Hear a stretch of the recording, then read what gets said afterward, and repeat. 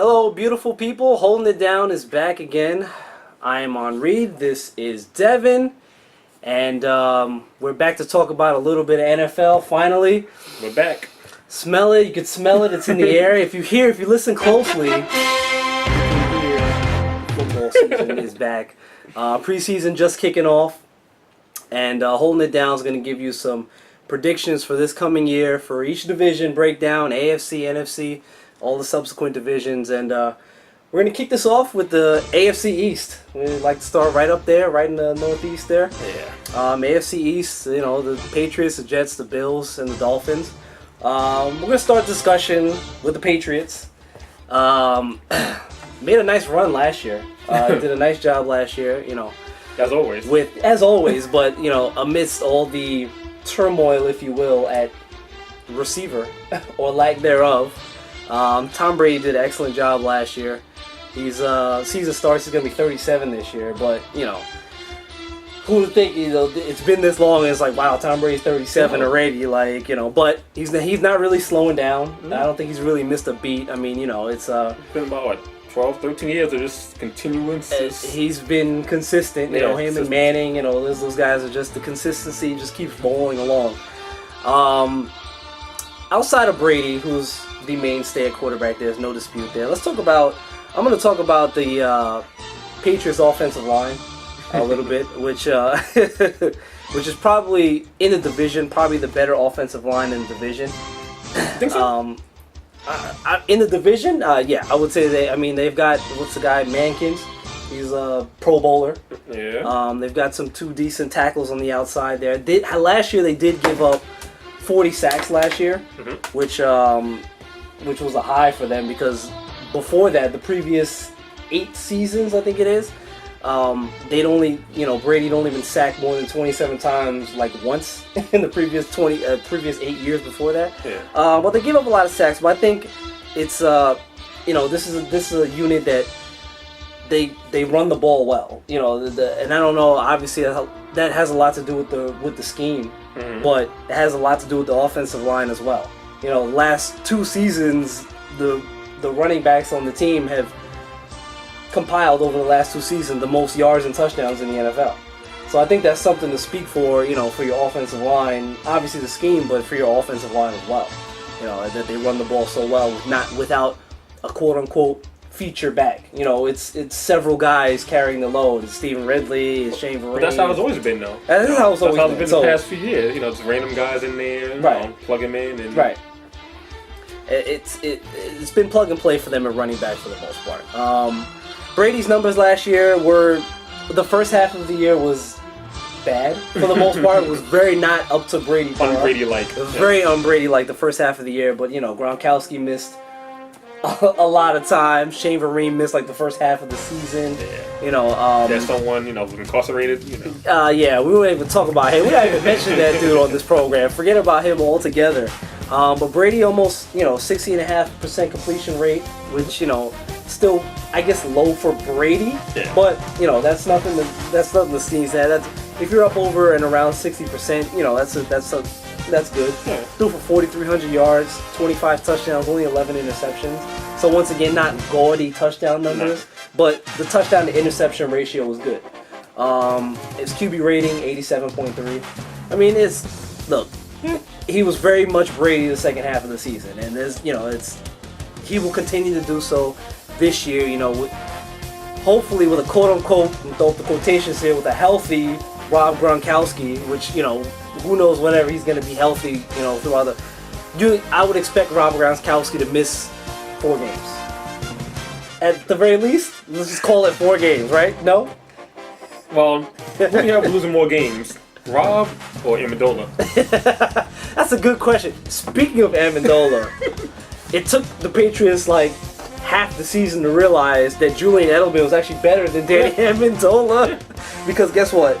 Edelman had 105 catches last year for just over 1,000 yards, 1,056 to be exact, with 6 touchdown catches. Now, granted, he's not chalking up a bunch of yak. He's only 10.1 per reception, but he's a prototypical slot type guy. Take over for what Welker was doing in the offense. He's a pass guy, so He's a Doesn't pass matter, really. Yeah, I mean, he's a catcher. He's a third down catcher. He's going to get you catches. That's what he does. I mean, Amendola had, in comparison, 54 catches with 633 yards and 2 touchdowns. So, very pedestrian, in comparison to what Edelman was able to do, last year. Yeah. And then, of course, you have Aaron Dobson and 37 catches, Tompkins 32 catches. Yeah, but you have Shane Vereen, who missed half the year with 47 catches, 427 yards, 3 touchdowns. So, what can you expect of him? He's playing a full season. I look for a guy like Shane Vereen, if he plays the whole season, to put up something like 60 catches. He missed half the year. He had 47. Doesn't mean he's gonna, add to that total. I mean, I think he will. Brady doesn't, he doesn't force it to, I shouldn't say force it, but he spreads the ball very widely. He does he spreads the ball very well, but Vereen is the pass catcher in this offense. I mean, Shane. Well, all the backs are. Yeah, Ridley, but Ridley didn't really have catches last year. But he can, though. I mean, he can, but that's not his role. I guess. Clearly, because Shane Vereen half the year had 47, so they weren't throwing the ball to Ridley. Ridley was having trouble staying on the field just because he was fumbling too much. Yeah. So, which is why his numbers in comparison to LeGarrette Blount, who's no longer there, he had 773 and LeBlanc had 772. So, and they both had 7 touchdowns. Yeah. So, Ridley just had a problem just staying on the field because he couldn't hold on to the football. So, look, it's the Patriots, and then, of course, you've got what has been so much consistency from the kicker position. Vinatieri gone. You bring in Gostowski, and last year, Trusting Gus. 38 for 41. Almost perfect on field goals. 50 plus, he was 5 for 6, and from between 40 and 49, he was 11 for 13. So, under 40 yards, he's perfect. It's like within 40 yards, he's money. So you can expect him to not miss any field goals within 40 yards, basically. So, he's consistent, and the offense is consistent with Brady, and you expect them to just roll right along as they've always done. No change there. Belichick is the man in charge there, and well, that's where Belichick really is. They added a lot of work on defense this year. Right. They the last few years the defense was, especially the secondary, I should say, right. was definitely one of their weak spots, and they definitely improved on that. We got McCourty back there. Not even that though. Mr. Reeves is back. And Reeves, obviously, 1 year removed from ACL. Elephant in the room. Darrell Reeves back in the AFC East to wreak havoc on the AFC East again. Just the same other 2 teams, but now a different third team in the Jets. Yeah. He'll have to his old squad. He will be terrorizing them. Which won't be a problem, really. It won't be a problem because the lack of receivers there it speaks for itself, but we will get to that. Definitely will. So, but that's the Patriots in a nutshell. We're going to move right along to the Jets. Jets? Yeah, the New Jersey Jets. Not the New York Jets because they play in Jersey, so they're the New Jersey Jets. So one of those teams beat Jersey too then? Yeah, there's the New Jersey Giants also, but don't worry about that. So the Jets, Revis' old team. The Jets, 8-8 last year. Mm-hmm. They went 8-8, but it was really a 6-10 team. So the roster more like 4-12, really. Yeah, they got a couple of wins were kind of gift wrap for them. But that's why I said 6-10. They had even 2 wins. Generous. Yeah, it might be. They had 2 wins that were literally given to them. So forget 8-8. They were really a 6-10 team at the very least. A 6-10 team. But I guess Rex Ryan does a good job over there. The defense carried him. You can't, and I don't know why there's so much talk. Maybe not necessarily the media, but there's just a lot of people that talk about, Rex Ryan is his job on the line. Look, if without Rex Ryan, this team is not winning 2 games. I'm sorry, he's just he's got his defense in place, and the defense wins. And look, they still run the ball well, regardless of how bad the offense is in general. The passing especially, they run the ball well. They had but the rushing, they had over 2,000 yards, 2,100 yards rushing last year.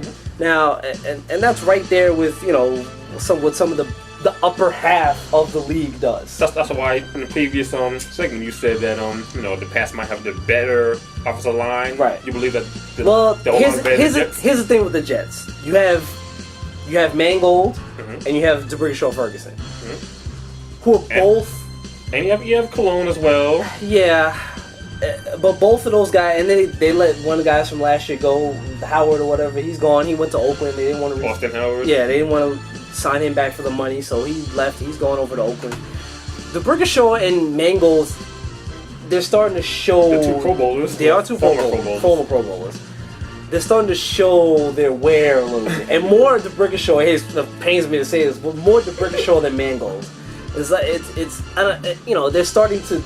They've been here for a while now, and they're starting to show their age. They're still the two mainstays on the line. They're the two best guys. They're the two best guys on the line, but they're starting to show their age and their wear and tear a little bit. We'll see we'll see going forward. I mean, I don't know how much further down the line, because they're not getting any younger. They're not getting younger, and the guys that they're bringing in, who knows? I mean, they're not that old. It's just I don't think it's age with them. I think it's just just consistency and just doing it. It's a big thing. Consistency is a big thing. Man. Let's talk about speaking of elephants in the room, the quarterback, quote unquote, controversy, if you will, which may not necessarily be a controversy. We don't know yet. Geno Smith, Michael Vick. Now, they brought in Michael Vick. Geno Smith had, you know what? I'm running down Geno Smith's numbers from last year. They weren't terrible. As a rookie, 55.8% completion percentage, which is okay for rookie. Look, a rookie quarterback going right out there in his first year, just, hey, get out there. There you go. That's not bad. That's not terrible. That's honestly, there's room for improvement, but he's a rookie. You don't expect the rookie to come out and throw for 60%. I mean, what was Andrew Luck's completion percentage his first year? It's a different offense though. Like he has to pass the ball a lot more than Geno threw the ball. This I mean he threw for over 3,000 yards. His touchdown to interception ratio was abysmal. 12 touchdowns to 21 interceptions. QB rating of 66.5. Yeah. So he really wasn't efficient. No. You can say that's clear by it without a problem there. But you bring in Michael Vick, and immediately you have to wonder, and granted, yes, Michael Vick, you bring in Michael Vick, immediately gives you probably a credible, if not the best backup in the league, hands down, will give you that right out the gate. But at what point is this a real competition for starting job? Because, even in the first preseason game just passed, Michael Vick still looks like Michael Vick. Like, we all saw the run, he hit the corner, he got the corner, first down, 15 yards, all that stuff. And he still runs the same. Like, the time that he missed, he's 34, but he didn't play football for almost 2 years. Like, you got to take away from that. You got to consider that was almost 2 years that he wasn't taking a beating. Yeah. So, he's 34 in age, but his body doesn't have the wear and tear of somebody who's 34. But the last 2 years he just played, he took a beating, though. This is true. So. He did. And Vic, he is the model of not being able to stay healthy. So, and he'll never be a guy, whether he's starting to play a full 16-game season. He's always going to get hurt. He's always going to miss time. But how long is it where, if Vic continues to play well in the preseason, and Geno didn't look bad either. Geno looked good in the preseason. He made some good throws. He made some good reads. And he was able to keep some plays, alive. But, like I said, at quarterback, it's a slow development process, especially getting thrown out right out there in your first year from pretty much day one for the most part. So, at what point does Geno start to miss a beat where it's like, okay, do we go with Vic? Like, there's always gonna be like, he's there. Like, at any given moment, it could be, okay, let's go to Vic. This is, for a lot of other teams, he could be starting. Hell, most people can make the case that he should be starting for the Jets right now. He should be running with the ones. But I don't know. I don't know where to go with that. Like, it's what it is. How they say the backup quarterback on the team is usually like the most popular. One of the guys who are the fans are like Elijah. They always want to have him in the game. Right. And yes.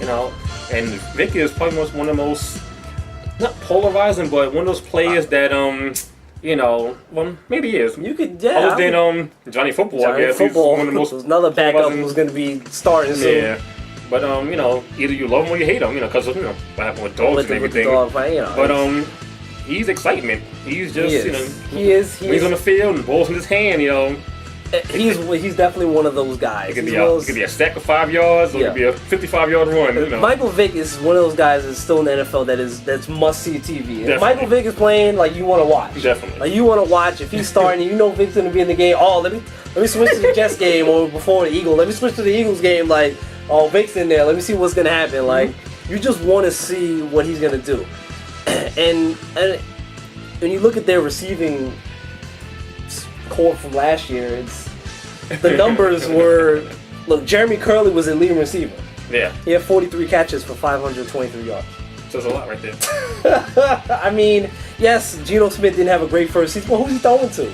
That's your best receiver. See, I hate that argument. I understand it. But this is his best receiver. Doesn't matter. Look, listen, if you're no, I understand that. But I mean, if you're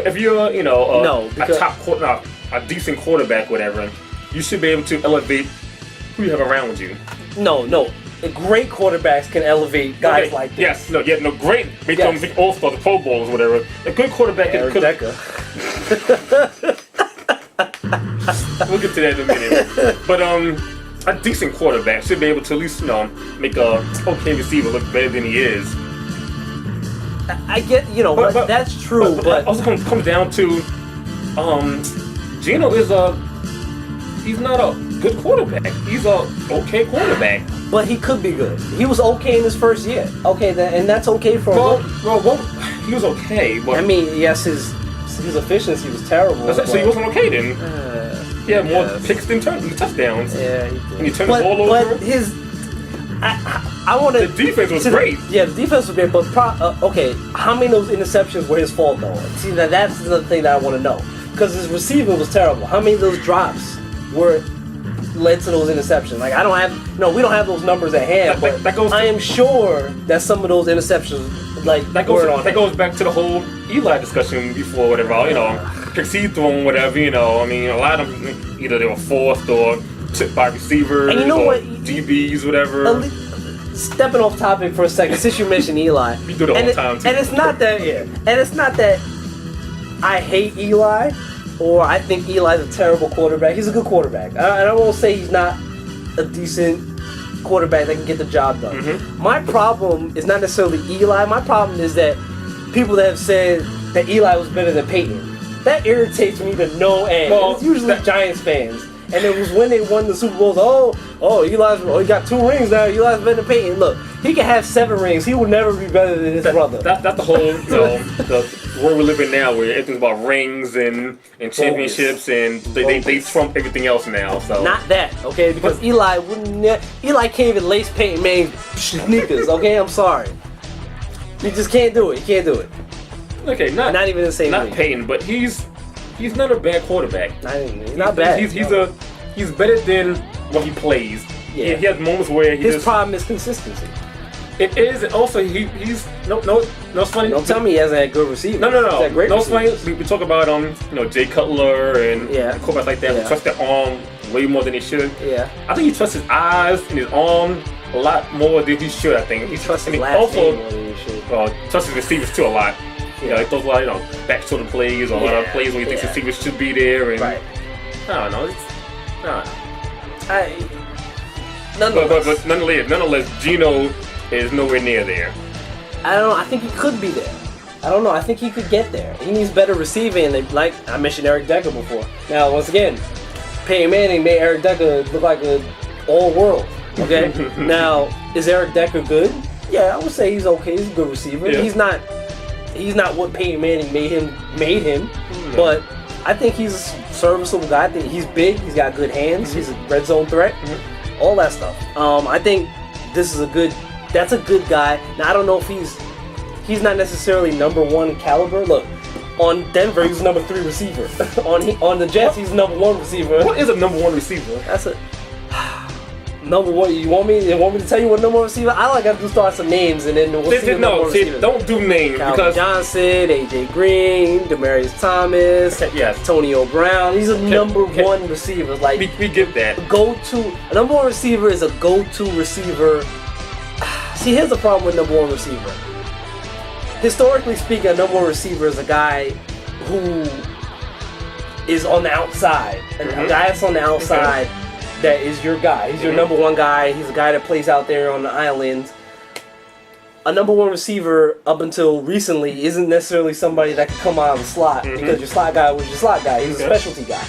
But Brady kind of changed all that with Wes Welker. Exactly.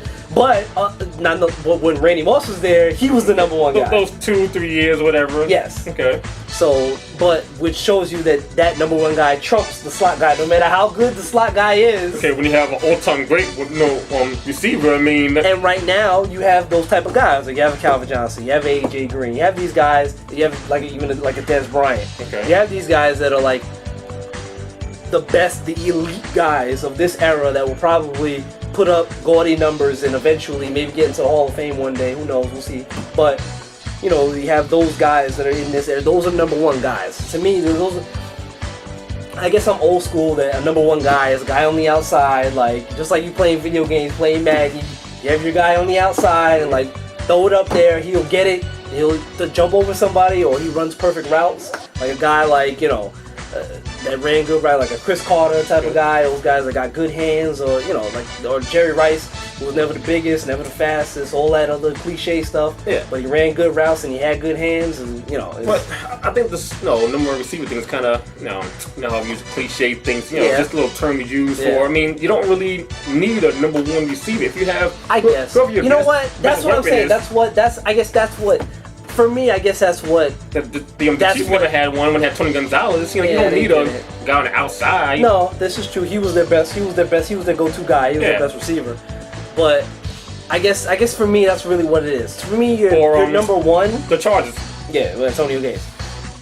For me, I guess your number one guy is your best guy. To me, that's your best receiver. And I guess, like I said, with the Patriots, when Moss wasn't there, it was Welker. Well, that's your number one guy. That's your best. Number one to me is the best guy catching passes for you. That's your number one.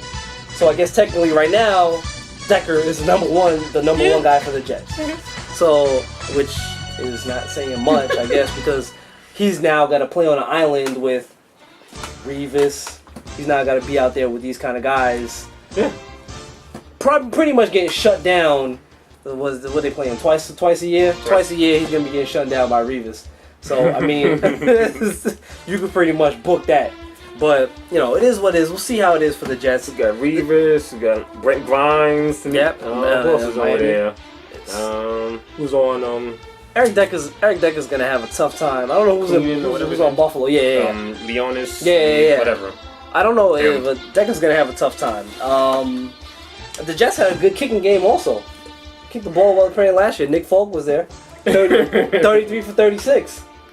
Well, listen, when defense gets you in good position, good field position, all you gotta do is get 10, 15, 20 yards, whatever. He was 3 for 3 from 50 yards out. Exactly. 12 for 14 from 40 to 40 The offense sputters a lot, you're on the field a lot. They field goals. And you know what? Long field goals. This is true, but you gotta make them. He only missed 3 last year. That's good. I guess. So, no. That is the Jets. Oh, yeah, if you're getting someone. Who did I forget? Oh, wow. Another new acquisition.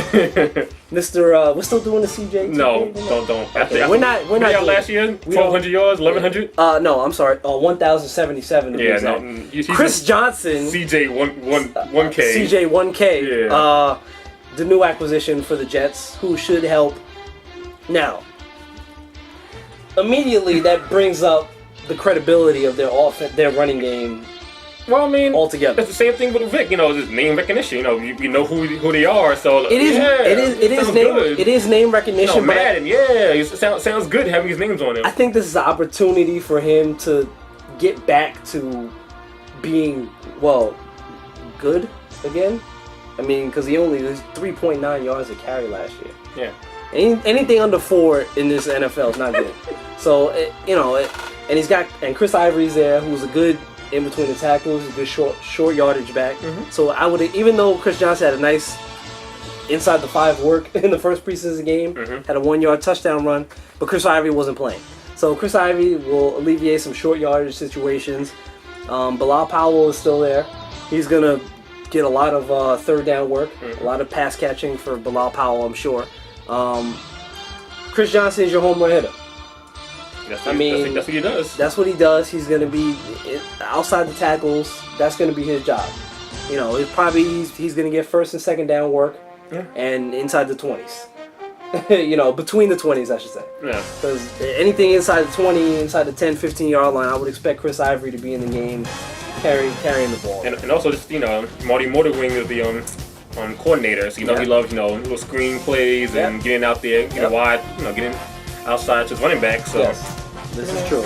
We'll see what happens. So that's the Jets. We'll see how the Jets fare this year. You know, we're gonna move on to the Miami Dolphins. What do we say about the Dolphins? Let's start with Ryan Tannehill, who has been. He has moments. He has moments. He does have moments. That's an excellent way to put it. Ryan Tannehill has moments. See, here's the thing I kind of like about Tannehill. He doesn't play. I don't think he kills you. He doesn't make he's not terrible. He won't kill. His numbers won't kill. Okay, 60% last year completion percentage, 3,900 yards, 24 touchdowns and 17 interceptions. 81 QB rating. Mm-hmm. He's not gonna kill you. I think he's one of those guys that he's come to this point in his career where it's like, okay, I guess they're gonna start to give him more to do in the offense. More of a burden, right? More of a load. So it's kind of like he's coming to this point where it's okay. This is kind of make or break time for Ryan Tannehill. His numbers have been kind of average. He's coming up on that time now where it's like, okay, we've got you some weapons. And look, speaking of which, let's start that with saying, there's a disclaimer to the weapons thing. They brought in Mike Wallace last year. Gave him a whole crap load of money, which he's not worth. He hasn't played up to that. Because Mike Wallace is a home run guy. Yeah. Mike Wallace is he's got elite speed. Mm-hmm. Mike Wallace is purely a deep threat. If you take Mike Wallace, if you take the deep threat away, he's average. At best. Yeah. But he doesn't have great hands. They're not horrible hands, Yeah, but not great either. They're not good. I wouldn't depend on him on third down. That's what the Brian Hartline's for. Who had more catches than Wallace last year, 76 to 73. Well, I mean, they went different routes too, I guess. They do run different. I mean, but Brian Hartline's the cat. Brian Hartline had over 1,000 yards. Then Wallace went for 930. I guess. And he's supposed to be the home run hitter. That's supposed to be his thing, right? Yeah. His longest catch last year was for 57 yards, and he averaged per catch 12.7.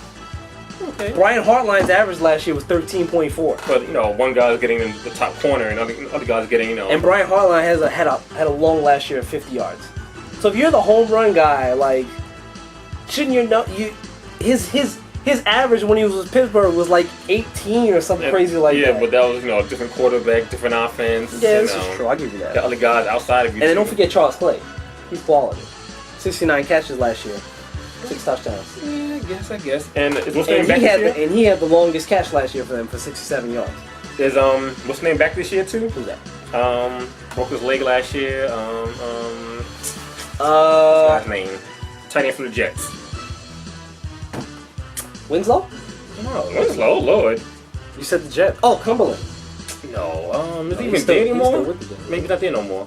Remember they signed in off season. They signed the quarterback Sanchez.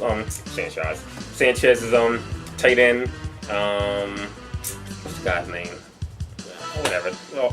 I'll think of it later, I guess. Yeah. But he broke his leg in preseason last year. He was at acquisition and all season. I think you know what it started. Dustin Keller. There we go. There you're right. He's not there. I don't think. I guess he's not. He was there, but but Charles Clay is. But he came along. And, so you don't need Dustin Keller anymore. Yeah. They signed No Show Moreno.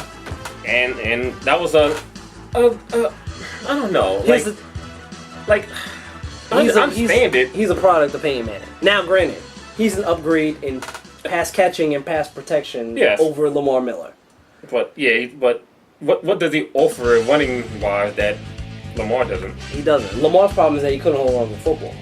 Well, it's rookie year, so I mean, he had 709 yards last year, 4 yards to carry, 2 touchdowns. Yeah.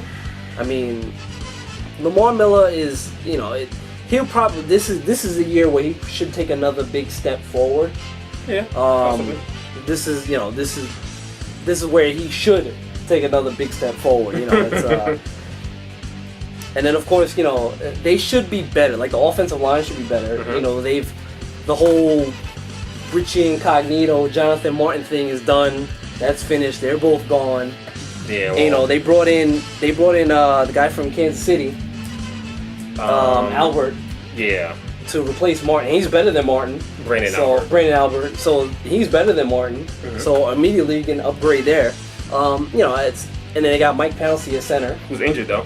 He is injured and has some questionable off the field activities. Yeah, well, Free Hernandez hat. Hey. Not really sure where he was going with that. And then not to make matters worse, he had the tweet about hazing incoming Dolphins. Really? You can't do that. Like, did we just? Your team was the focal point for hazing. Yo, it was in the past. Oh my God! What McGuire said.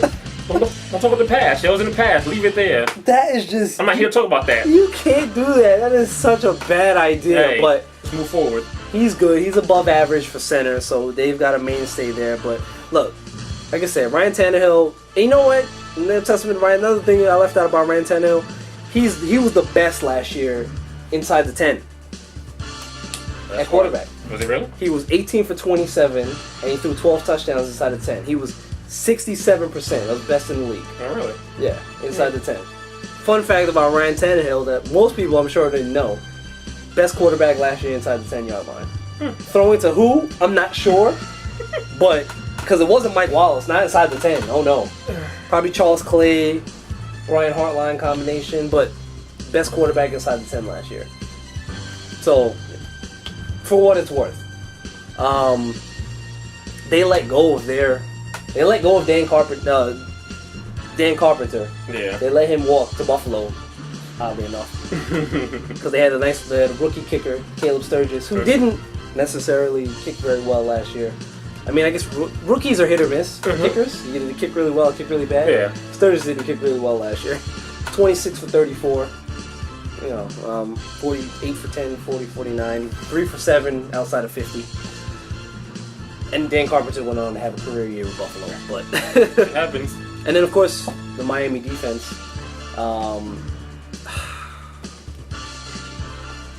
They're interesting. Yeah. They got your boy Colton Finnegan off season. Yeah. Yeah, so I mean, I like to think he's past his prime at this point. What's his prime? How long? I'm not sure. The Tennessee. Tennessee was his prime. Yeah. But I got him, got Grimes. Yeah. I mean, Grimes is good. They on the line, Cameron Wake. I mean, he's a tops at one of the tops at his position. Yeah. So you expect him to have a nice sack total. Danielle Ellaby, holding it down. I'm just saying, Okay. Ellaby, so gotta be good, right? Wow. Super Bowl champion. Yes, that he is. So I'll give you that.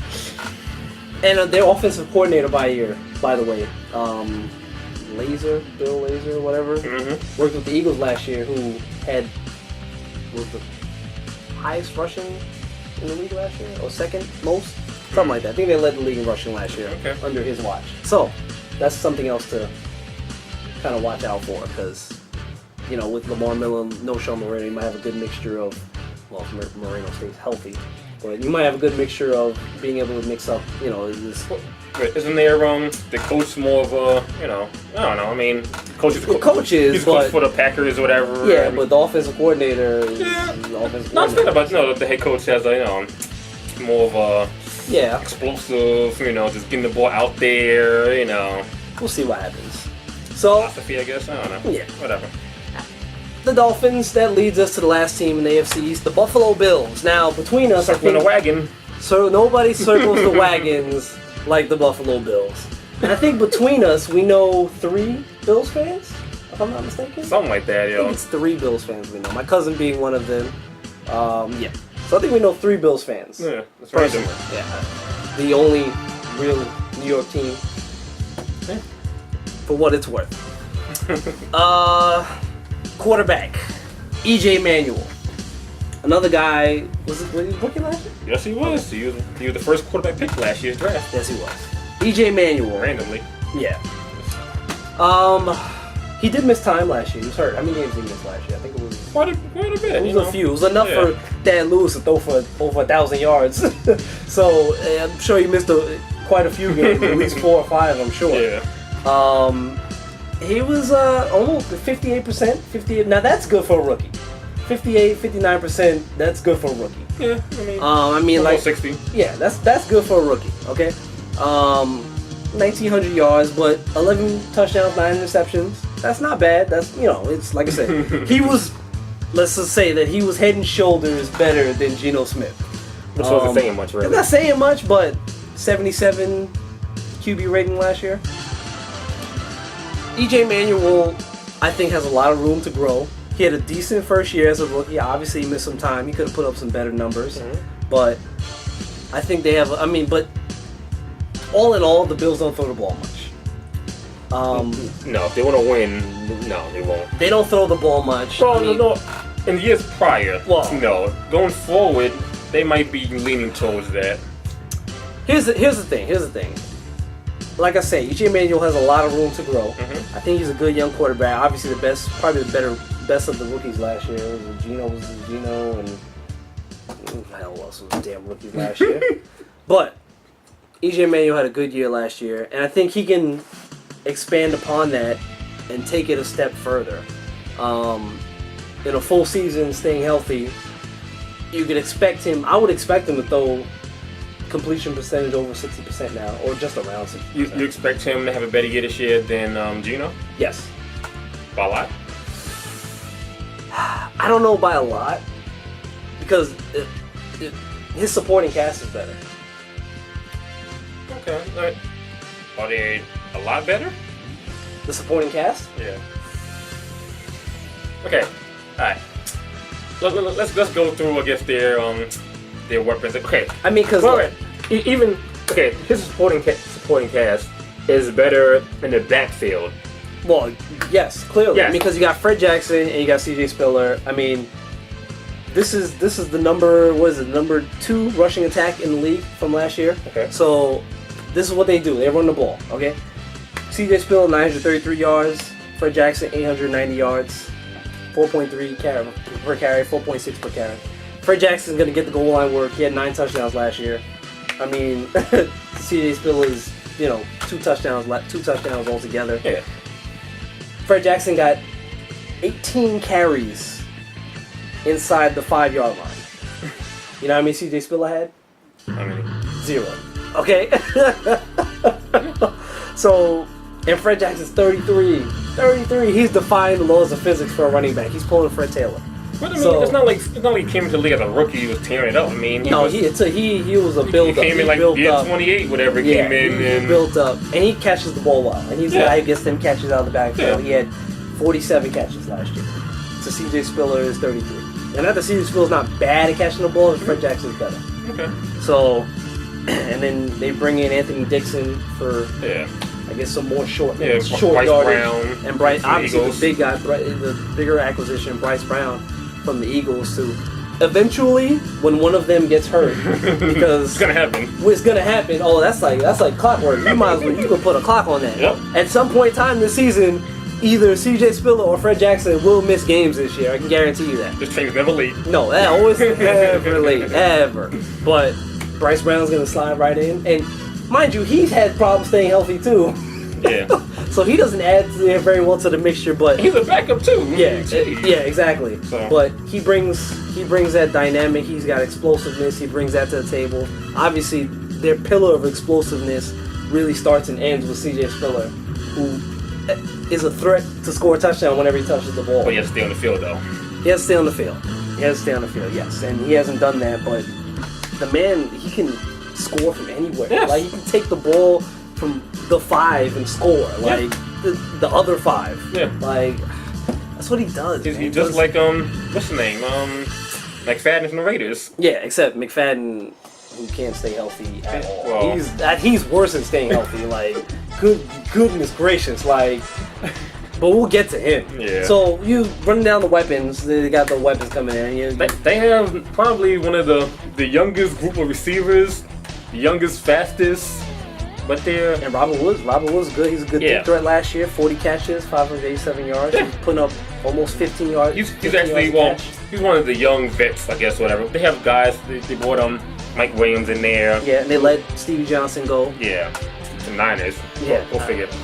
But they have Mike Williams, who's the veteran, I guess. Right. Robert Woods, and the draft, I don't know, but he signed up or drafted Sammy Watkins. Mm-hmm. So they have a young group of receivers. And then they also have Goodwin, another fast guy, fast guy from Texas. I mean, so Sammy Watkins, that 4.3, that 4.39, 40. Yeah, but I mean, kind of like a smaller version of Julio Jones. That's kind of reaching out there already. Yeah, well, we'll see. He's got the tools. That's from a talent perspective. Yes. We'll get to see what he does on the field. I mean, his first game out there, he didn't really do much, but I can see them trying to get him the ball. I saw that much. You better. I mean, you got him toy. You got to show him off. But that's their receivers. Now, yes, I guess you just say as a whole, you could say maybe they're better than the Jets. Look at Scott Chandler. Oh, include tight ends now? Oh, you gotta include tight ends. Okay, fine. Catches. Okay, well, I mean, we mentioned just tight ends. I mean, they're Cumberland, and they drafted this guy's name, him. They drafted him, second round pick, who's nice little weapon to have. Yes. So Cumberland had 26 catches last year. Yeah, I mean, hopefully those at least be doubled at least, Well, you'd like to think so, but we'll see. Vic loves throwing tight ends, Remember when he had Alzi Pumpaleo? Oh my goodness. Made him a Pro Bowler. So Brian Finneran, everybody remember him? Yeah. Or Madden team. Thank Michael Vick for his whole career. Or lack thereof. Yeah. Chandler had 53 catches last year. Yeah, I mean, he's and he was hurt, I think. And he missed time last year. He missed time last year. Vick Woods missed time last year. Yes, he did. I mean, look, this team's got TJ Graham, and you mentioned him before. Yeah. This team's got weapons. Yeah. They've got young weapons. They've got young quarterback. CJ Spiller's still kind of young. Yeah. They're all, They've got a young core. Bryce Brown is young.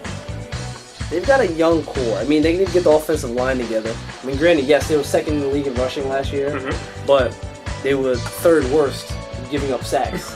And another fun fact, quarterbacks last year for the Bills were hit on 19% of the passing plays, which is second worst in the league last year. It's a quarterback. Yeah. And the Bills didn't do that last year. The offensive line was not good last year. Like I said, aside from running the ball, they were good in run protection, but pass protection, terrible. Terrible pass protection last year. And of course on defense, they let Jarius Byrd walk. I don't know why. I mean, yes, I'm sure he won a lot of money, and I think he was coming off surgery. Possibly, yeah. But he's like one of the best safeties in the league. And after Cam Chancellor and Earl Thomas and those guys, like he's like Jarius Byrd. Like that's who's the next best guy. Like I don't know why you let him walk. Even with that, they still have a good defense. Ryan Williams. Yeah. How many sacks did you have last year? I don't know. Tell me. I don't know. I'm asking. Listen. I'll figure that out. But their guy, Kiko Alonso, going for the season this year. Is he? Yeah, he ACL. Right. So and he was what, defensive rookie of the year? Yes. So. Wow. But I mean that's a blow. Yeah, they still have some decent guys there. Cool. They have Marcel Darius and Brandon Spikes, the guy. He's no slouch. Yeah, they have very good. Yeah, they have some players there. Ryan Williams. Yeah.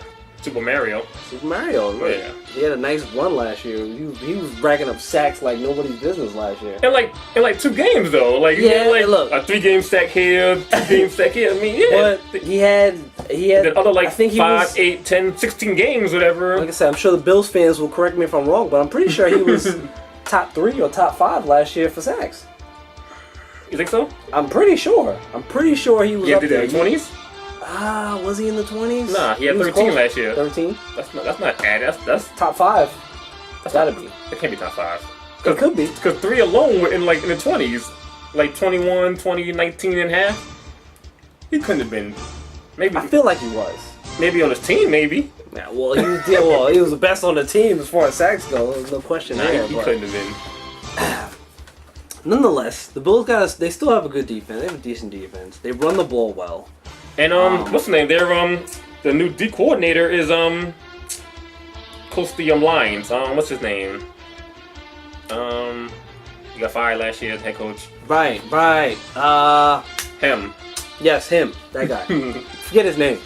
It doesn't matter. But he's I guess he used to be a 4-3 guy now. He's coaching the 3-4 defense. I don't know if I'm not sure if they're switching back to 4-3 or if they're keeping it 3-4. Right. I don't know.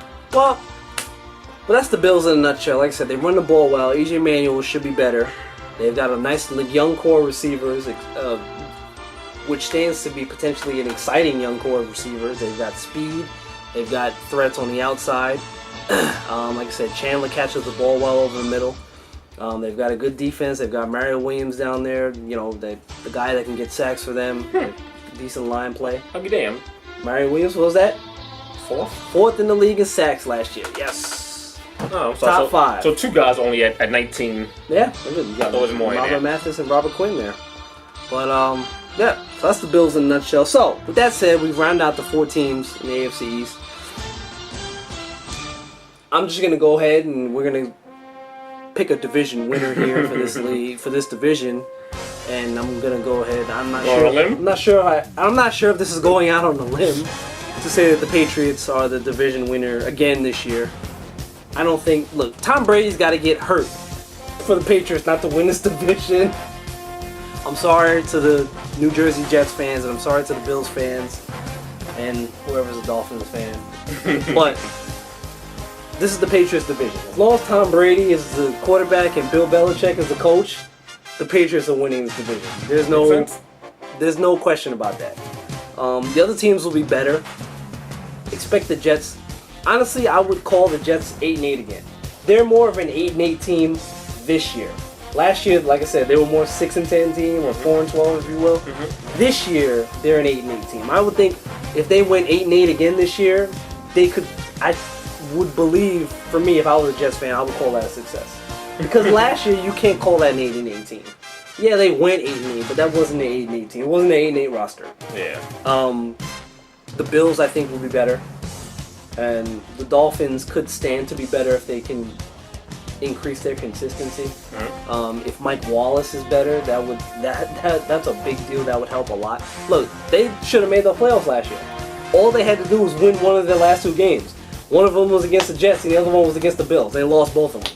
So the Dolphins should have made the playoffs last year, but they didn't. They got blew out in one game, and the Jets just ground them out in the other game, and they lost. But I think of the remaining teams, if I had to pick a team that could make the playoffs,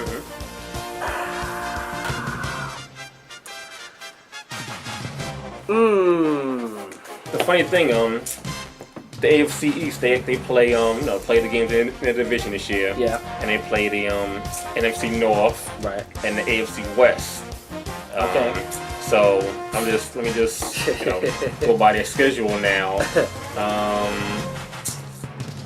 Yeah, they pretty much have a tough battle. All the games gonna be tough. Yeah, all the teams, but to the Jets are possible 8-8 team this year. Right.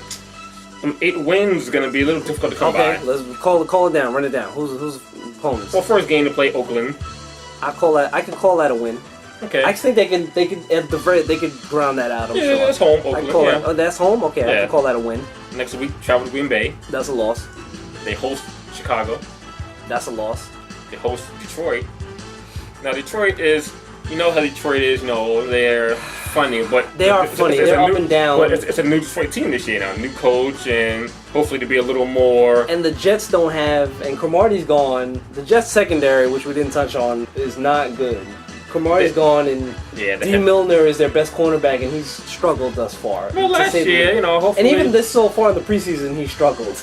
I guess so. They have the Lions. I'm gonna call that a loss too. Okay. Because I don't think they're gonna be able to stop Calvin Johnson again. He's gonna run roughshod on him. Okay. Then they travel to San Diego. The Superchargers. That might be a loss too. Okay. The Chargers were good. They had a playoff team. They got a playoff win last year. That might be a loss too. Now it gets better now. So now. And that's in San Diego. That's a loss. So what was that? That's week 5. That's the first 5 games. So they're 1-4 right now. Okay. Now after that, they host the Broncos. That's a loss. Next game, they travel to New England. That's a loss too. You know what though? Here's the thing. They go to New England. You said? Yeah. Okay, that's a loss. But they play New England tough. They do. I'll give them that. But that's going to New England. That's a loss. Okay. The following week, they so where am I at? Buffalo. I'm sorry. They play the host the Bills. At that point in the season, if we're playing that game, I could say they could win that game. So okay. I'll give them a win. That's 2. Sorry, Bills fans. That's 2 wins. Next week they travel to Arrowhead, the Chiefs.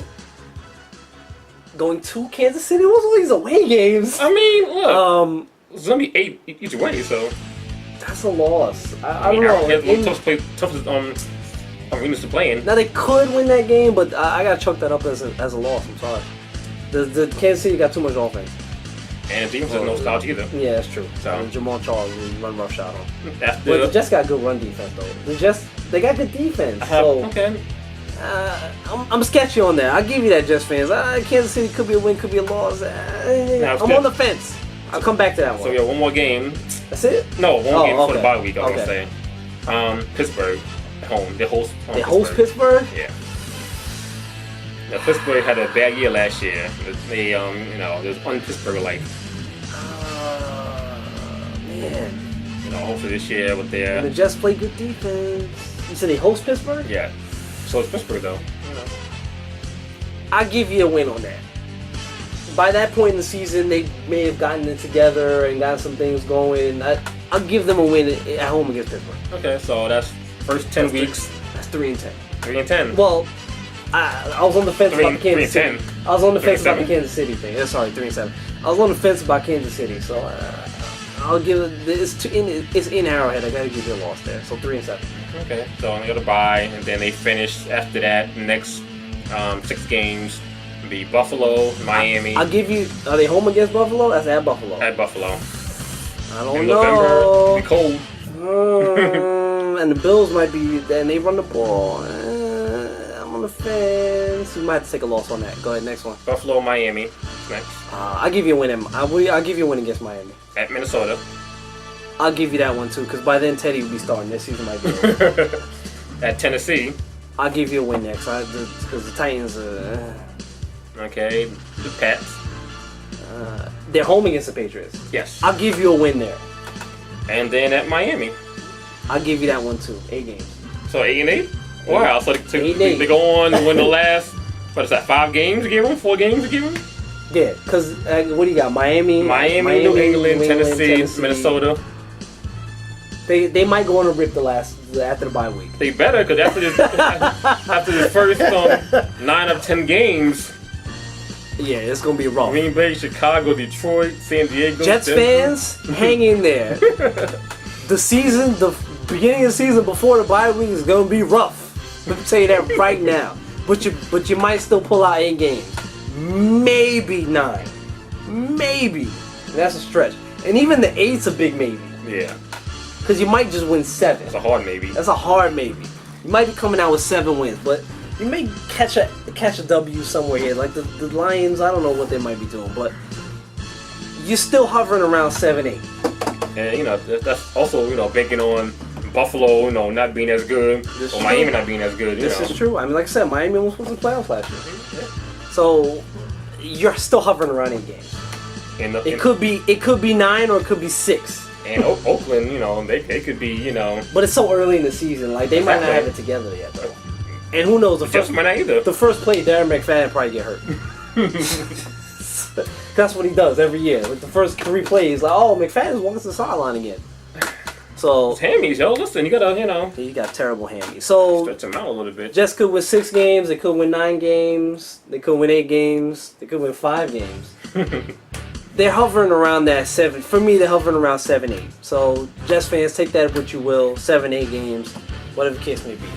So I think, like I said, if you want to pick a team that could go to the playoffs from that, I'm gonna say I'm on talent.